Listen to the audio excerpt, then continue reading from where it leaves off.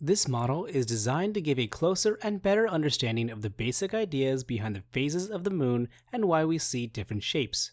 Obviously, we can just look at a picture like this or a GIF and see it, but what is science without using your hands? To make this, you only really need two things: a bright light and a ball with a stick shoved through the bottom. Now, while I would normally recommend jamming a dowel rod into a styrofoam ball, under the present conditions, this is the best I could do. Now, you have your moon here, and your sun, so I guess you're good. Oh, wait, I forgot. You also need an aspiring scientist to help represent us here on Earth. So, thinking of your room like points on this circle, place your sun at 90 degrees pointing into the room just above head level. You'll also need to make it really dark so you can see clear shadows.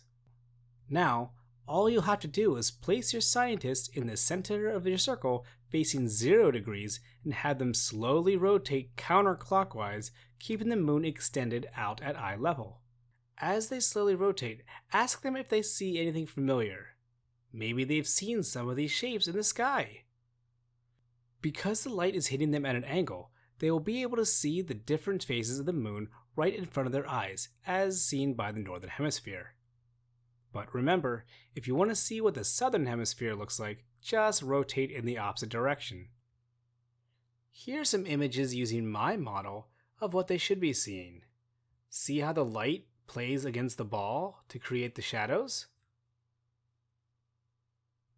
And that's how you can demonstrate the phases of the moon using only a few things.